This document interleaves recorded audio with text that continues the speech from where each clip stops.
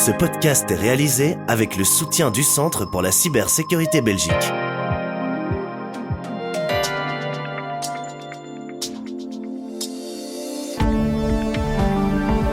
Voici Z sur 7, votre podcast quotidien. Ce jeudi, c'est le 7 novembre et votre podcast du jour est animé par Béatrice Marlier. Bonjour à tous et à toutes. Aujourd'hui dans ce nouvel épisode, une famille sur 5 ne reçoit pas régulièrement la pension alimentaire et beaucoup de mères seules en sont affectées, d'où la proposition d'un fonds universel automatique. Véronique de Batz nous expliquera en quoi celui-ci consiste, mais aussi ce qu'il pourrait épargner. Ne pas percevoir sa pension alimentaire, ça a un impact direct sur le budget de ces familles et ça constitue un risque de pauvreté. Un moment décisif se joue pour le football belge, puisque la Pro League évalue actuellement les offres pour les droits télé de 2025 à 2030.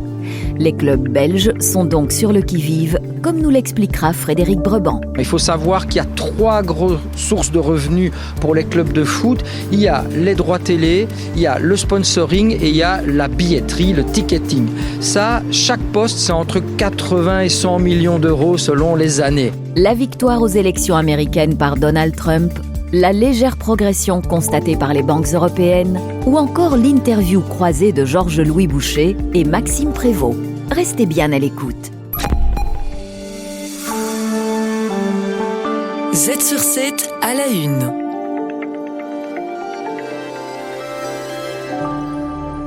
Dans une famille sur 5, la pension alimentaire n'est pas versée régulièrement et dans plus de 80% des situations, ce sont des mères seules qui en subissent les conséquences.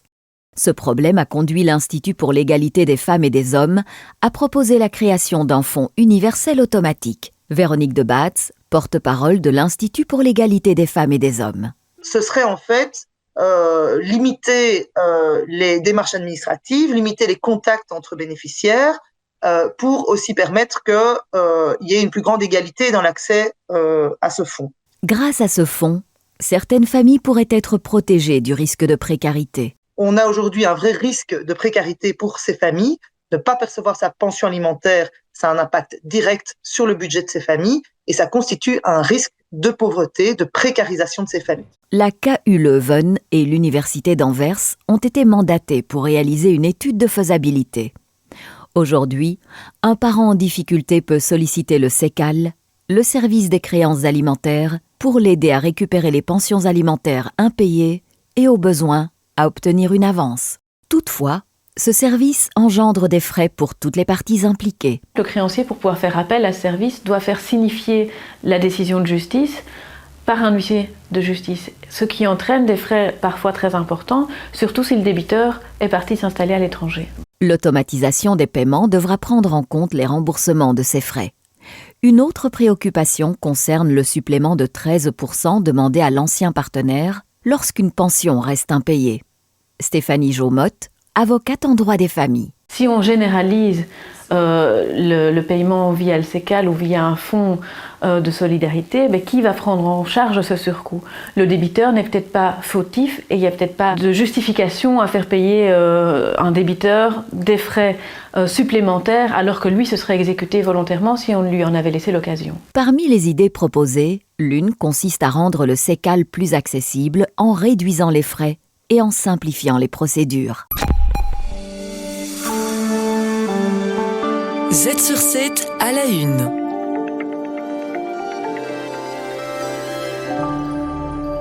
C'est un jour décisif pour les clubs belges aujourd'hui. La Pro League examine les offres pour l'attribution des droits télé de la période 2025-2030. Pour le moment, le contrat s'élève à 515 millions d'euros sur 5 ans, ce qui place les clubs belges en position de vigilance. Frédéric Brebant, journaliste chez Trends Tendance. Les droits télé, ça représente effectivement une belle somme d'argent dans le budget d'un club de foot. Alors, ça dépend des années. Je dirais que c'est plus ou moins 25%. Il faut savoir qu'il y a 3 grosses sources de revenus pour les clubs de foot. Il y a les droits télé, il y a le sponsoring et il y a la billetterie, le ticketing. Ça, chaque poste, c'est entre 80 et 100 millions d'euros selon les années. En matière de droits télé, tous les clubs ne bénéficient pas du même traitement. Un bon classement et une forte audience se traduisent par des revenus plus élevés. Le club de Bruges a ainsi reçu près de 12 millions d'euros pour la saison 2023-2024, contre moins de 3 millions pour le RWDM qui a été relégué. Malgré ces inégalités, les droits télé ont connu une forte hausse ces dernières années. En 1989, c'était à peine 3 millions que recevaient les clubs de Pro League. Ici, on est passé en 2020 à 103 millions, donc fois 35 en 30 ans. C'est énorme et l'explication, c'est le foot business. Effectivement, la médiatisation excessive, les sponsors qui sont arrivés. La Pro League souhaite obtenir 100 millions d'euros chaque saison, mais la tendance actuelle pourrait ne pas jouer en sa faveur. D'autres ligues, comme la Bundesliga, la Ligue 1 et la Série A italienne, ont déjà été contraintes de revoir leurs droits télévisés à la baisse. Jean-Michel De Waal, sociologue du sport à l'ULB. Espérer recevoir autant que par le passé serait déjà un excellent résultat. Je pense que si la Pro League reçoit la même offre que le dernier contrat, elle pourra être contente puisqu'on voit que dans un certain nombre de pays, pour des tas de raisons, les acheteurs payent moins. Le piratage et le prix élevé des bouquets y sont pour beaucoup. Résultat, plusieurs équipes de Ligue 1 sont en difficulté avec une chute de revenus de 20%. Cela démontre l'importance des droits télé dans la santé financière des clubs. C'est évidemment très très important. Sans les droits télévisés, beaucoup de clubs auraient de grandes difficultés à survivre, bien sûr. L'importance de ce qui se joue entre la Pro League et les diffuseurs est claire. Mais il faudra encore attendre plusieurs jours pour une décision. Z sur 7 à la une.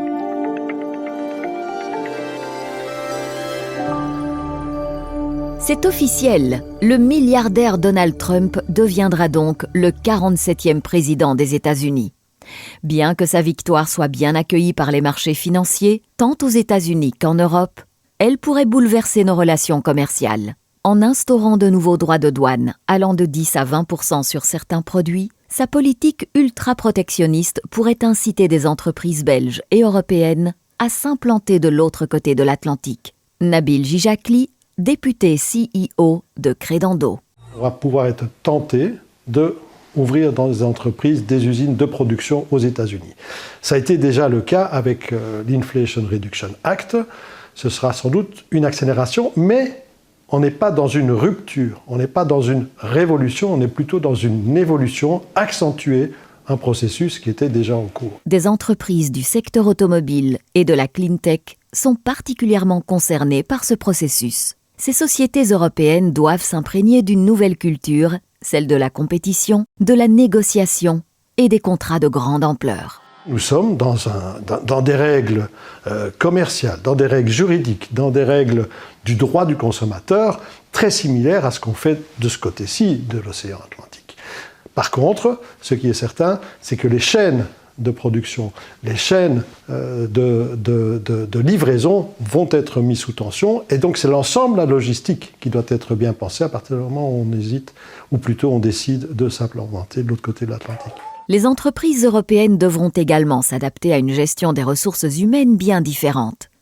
Aux États-Unis, avec une législation du travail radicalement différente, l'embauche et le licenciement se font en un clin d'œil. On est beaucoup plus dans un régime libéral, avec des gens qui se déplacent facilement, avec des salaires qui sont beaucoup plus compétitifs, mais aussi avec des exclus. Donc il y a une énorme différence par rapport à la culture européenne. Mais les entreprises qui s'établissent de ce côté-là sont des entreprises qui, de facto, sont des entreprises qui seront plutôt américaines, produisant des produits européens ou avec une culture européenne. Mais le droit social est un droit social américain, ça c'est clair. L'approche America First incitera-t-elle de nombreuses entreprises européennes à se déplacer aux États-Unis ? Donald Trump n'a pas manqué de dénoncer le déficit commercial des États-Unis avec l'Europe, qui s'élevait à plus de 150 milliards d'euros l'année dernière et qui continue de se creuser. Z sur 7, le podcast quotidien de Trends Canal Z. Chaque jour, un expert boursier vient analyser le cours des marchés. Aujourd'hui, Jérôme van der Bruggen, stratégiste pour Degroof Petercam, vient nous détailler la séance boursière actuelle. Après l'élection de Donald Trump, les bourses européennes ont enregistré une légère hausse à la clôture après une journée d'incertitude. Cette victoire semble avoir réveillé l'optimisme des investisseurs avec une hausse notable du S&P 500 et du Nasdaq. Il y a plusieurs facteurs qui peuvent expliquer cette réaction. Mais même l'Europe au début était rassurée. Je pense que c'est comme ça qu'on peut expliquer la réaction des marchés. Dans un premier temps, une réaction directe qui est un soulagement sur la clarté du résultat. Le marché n'aime pas d'incertitude. Il y avait beaucoup de scénarios qui circulaient comme quoi ce seraient des élections contestées avec tout ce qui peut en suivre, de troubles sociaux, etc. Ça n'est pas le cas. Qu'on le veuille ou non, M. Trump a un mandat qui est très clair. Et ça, c'est un soulagement pour les bourses. Les réactions sont assez diversifiées et certains marchés s'en sortent mieux que d'autres. Oui, bien sûr. Alors, il y a la bourse américaine s'en sort très bien, comme on l'a dit. Mais il y a des marchés qui n'ont pas bien fait. Et le premier marché à avoir assez mal réagi, c'est le marché des bons d'État américains. Les rendements obligataires ont augmenté aujourd'hui. Ouais. Ils étaient à 3,60 il y a encore un mois et demi. Aujourd'hui, on est au-dessus de 4,40. Alors, pourquoi est-ce que les rendements obligataires se tendent ? Les rendements obligataires à long terme aux États-Unis, qui sont aussi la base des conditions de financement des entreprises. Donc, finalement, ça équivaut à un resserrement des conditions financières lorsque ça arrive. C'est parce que deux des mesures phares de M. Trump, s'il les met en place, parce que pour l'instant, rien n'est vraiment certain, deux des mesures phares de M. Trump sont plutôt inflationnistes. La première, c'est on impose des tarifs douaniers, tarifs douaniers universels de 10% avec 60% pour les biens chinois. Donc ça pourrait augmenter l'inflation importée. La deuxième chose, c'est bien sûr la volonté de M. Trump d'arrêter l'immigration. Et on sait que l'immigration a été propice à la baisse, la fin de l'accélération des salaires aux États-Unis, la fin des tensions sur le marché du travail. L'agence fédérale qui informe le budget sur les chiffres économiques, donc le Congressional Budget Office, a calculé qu'il y a eu 6,5 millions d'immigrants en 2023 et 2024. Donc c'est 4 millions de plus qu'en situation normale. Ça a énormément contribué à freiner l'inflation. Donc si jamais on met un réel arrêt à l'immigration, plus des tarifs douaniers, mesures plutôt inflationnistes, politique monétaire, donc aux États-Unis, qui pourrait être moins souple que ce que le marché anticipe. Et je pense que c'est ça la réaction sur les taux. D'autres marchés ont plutôt mal supporté la nouvelle. Alors bien sûr, par extension, tous les marchés qui sont sensibles, tous les secteurs qui sont sensibles à une augmentation des taux d'intérêt, on pense à l'immobilier, on pense aussi au secteur de l'infrastructure. Tous les secteurs qui sont sensibles à l'augmentation des tarifs. Regardez par exemple en Europe, la bourse espagnole est en baisse de 2,5%. Il y a de grosses banques espagnoles qui ont des opérations au Mexique. Le peso mexicain a baissé aujourd'hui. Ça influe ce type de valeur. Donc toutes ces entreprises qui sont exposées à ces tarifs. Et puis bien sûr le secteur de l'énergie renouvelable qui a pris un gros coup. On sait bien que ce n'est pas le secteur favori de M. Trump. Mais alors, au niveau de la bourse américaine, c'est évidemment bien différent. D'après Jérôme van der Bruggen, certains segments sont beaucoup plus positivement impactés. Je pense que le segment qu'on peut mettre en lumière et qui illustre peut-être les choses positives qui peuvent arriver sous M. Trump, c'est le segment des petites et moyennes capitalisations, qui en fait est peuplé d'entreprises domestiques et qui seront les premières valeurs à bénéficier d'une mesure que M. Trump veut mettre en place, c'est-à-dire la baisse du taux d'imposition sur les sociétés. Il avait déjà fait baisser pas mal, de 40% en 2017 avec le Tax Cuts and Jobs Act. Il fait baisser l'impôt des sociétés à 25%, venant de 35 à 21%. Et maintenant, il veut le faire baisser pour les producteurs domestiques de 21% à 15%. Donc c'est de nouveau une baisse d'impôt d'à peu près 30%, juste en dessous, pour ces entreprises, accélérant la croissance bénéficiaire pour les entreprises. Et je pense qu'en général, ça illustre, disons, une attitude plutôt positive pour les producteurs domestiques. On sait que c'est... En fait, là, on a presque un sujet bipartisan aux États-Unis, le fait que et les républicains et les démocrates, sous Joe Biden, veulent redonner de l'aisance aux entreprises domestiques américaines, et ce secteur-là en bénéficie. Les réactions sont donc partagées. Certaines des politiques qu'il mettra en œuvre stimuleront certains secteurs, tandis que d'autres risquent d'en souffrir, mais il faudra attendre janvier pour en avoir le cœur net. À la une de Trends Tendance. Le magazine Trends Tendance mène l'enquête, un journaliste en dévoile les coulisses. Et enfin, pour terminer cet épisode, dans son dernier numéro, Trends Tendance met en lumière une interview croisée avec Georges-Louis Boucher et Maxime Prévost. Ils analysent les blocages des négociations fédérales, le retrait de Vorreut, ainsi que les perspectives de changement en Wallonie. Premièrement, Olivier Mouton, vous et Baptiste Lambert avez donc rencontré ensemble les présidents du MR et des engagés ? Oui, ensemble. C'est la première fois qu'ils s'expriment ensemble depuis la présentation des accords en Wallonie, en Fédération Wallonie-Bruxelles. Ils s'aiment encore. On pensait qu'il y avait eu un peu de l'eau dans le gaz après les élections communales, notamment un certain épisode à Wavre, vous vous rappelez, où le MR a été éjecté dans la commune de Charles-Michel par les engagés. Mais visiblement, la complicité est toujours au rendez-vous et le moment est évidemment particulièrement intéressant aussi parce que c'est la crise au fédéral, j'allais dire encore une fois, où Vorreut a quitté la table et on se demande un peu où on va aller. Ensuite, pour l'Open VLD, c'est assez évident. Ils veulent une proposition claire et c'est la même chose du côté de Vorreut. Alors qu'en pensent Maxime Prévost et Georges-Louis Boucher ? D'une part, il dénonce fortement l'irresponsabilité de Conor Rousseau, président de Vorreut, en disant à un moment quitter la table avant même d'avoir entamé les négociations, parce que c'est ça, c'est pas très sérieux. Ils disent tous les deux aussi, quand on parle de la raison pour laquelle il est parti, que ce gouvernement en devenir peut-être allait prendre des mesures qui feront mal, qu'il faut accepter d'être impopulaire, et pouvoir le dire aux électeurs. Donc ça, c'est quand même assez intéressant. Et puis alors après, évidemment, on est maintenant un peu dans une période, j'allais dire, de doute. On ne sait pas trop vers où ça va aller. Donc ça, on en parle aussi, notamment l'Open VLD, ce qui va revenir à table. Georges-Louis Boucher dit c'est peut-être plus facile de les convaincre, eux, que de ramener Conor Rousseau à table, ce qui sous-entend que ce n'est pas encore complètement exclu de faire quelque chose avec Vorreut. Donc on est un peu au milieu du gué. Évidemment, chacun fait monter les enchères, on l'a bien compris. Finalement, qu'en est-il de la Wallonie ?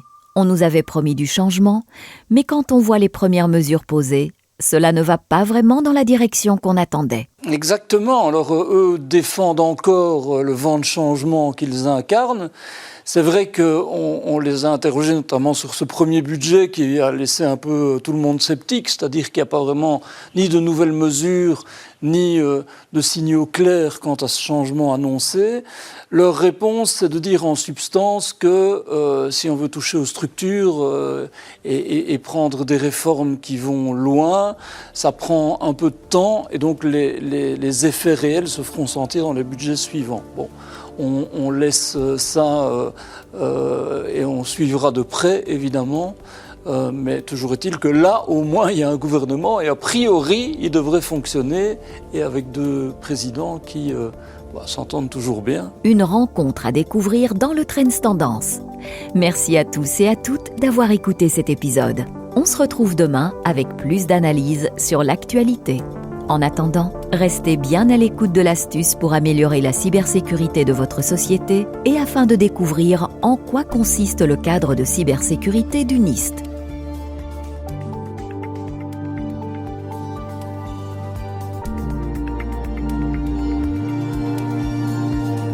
Z sur 7, le podcast quotidien de Trends Canal Z.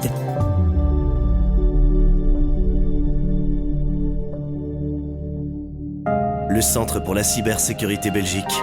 Œuvrons ensemble à un avenir plus sûr dans le domaine de la cybersécurité.